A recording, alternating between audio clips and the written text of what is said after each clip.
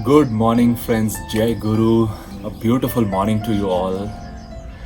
Now, I'm recording this video just for us all Kriyabans here in Pune city, and I'd like to share something with you all. I'm sure we all are familiar with this beautiful scripture. We get it as part of our preparation for Kriya Yoga course, level 4 course, just before Kriya initiation.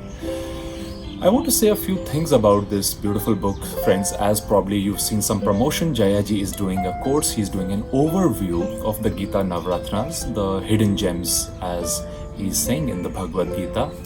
And I want to read a few lines that, Master said to Swami Kriyanandaji in 1951, when Kriyanandaji was with him as Master was writing this manuscript. And before that, towards the very end of Swamiji's life, somebody asked him this very interesting question. They said, "Sir, which is the most powerful book we have on our path?" And he right away said, "Oh, it's Autobiography of a Yogi."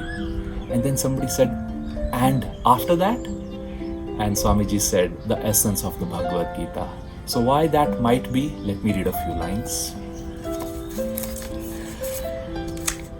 When the work was finished, this is Swami writing, Master exclaimed to me again and again with ecstatic exhilaration and joy, "A new scripture has been born. Millions," he added, "will find God through this work. Not just thousands, millions. I have seen it. I know." He goes on to write then, as my Guru also put it, "This book came entirely from God. It is not philosophy, in brackets, the mere love of wisdom. It is wisdom." Again he exclaimed with a beatific smile, "A new scripture has been born." There's another interesting line, since we are all Kriyabans, we may enjoy and it may have missed your attention. I want to read a couple paragraphs over here. The Bhagavad Gita teaches every important aspect of the spiritual path. During activity, Karma Yoga, the yoga of right action. During thinking and discrimination, Jnana Yoga, the yoga of wisdom and discrimination.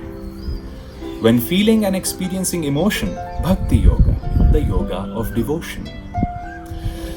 There is a central teaching, however, in the Bhagavad Gita, which unites all paths, even as subsidiary streams unite in a large river. That river, Yogananda said, is the energy flowing in the spine.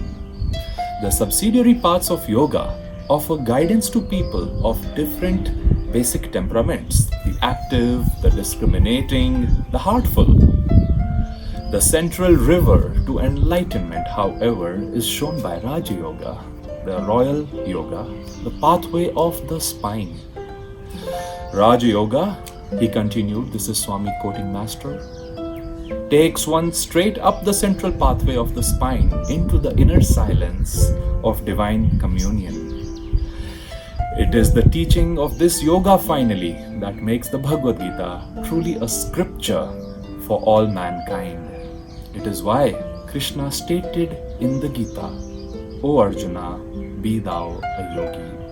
And friends, Swami goes on to write some beautiful lines. I'll just read the last of the next paragraph. Master said to him, "It was Vyasa himself who wrote this great scripture through me." So friends, as we embark on this journey, I would like to invite you. This is a 3-week course. You might say Jayaji is helping us go through this book study. 3 weeks go by very fast. Already in this lockdown, 6 weeks have gone by and a couple more are left. Why not take up the study of this great scripture? Not just a reading, a study, make notes, keep up with the classes, and let us see. I think this may be the best gift we could give ourselves and to anybody we might know. I have registered for this course. I'm looking forward to its study. My coming to Ananda itself was the launch of the National Bhagavad Gita event, I remember. So there are many reasons why this book is very dear to me. And I hope you can feel the same too. It is not easy to live up to its ideals.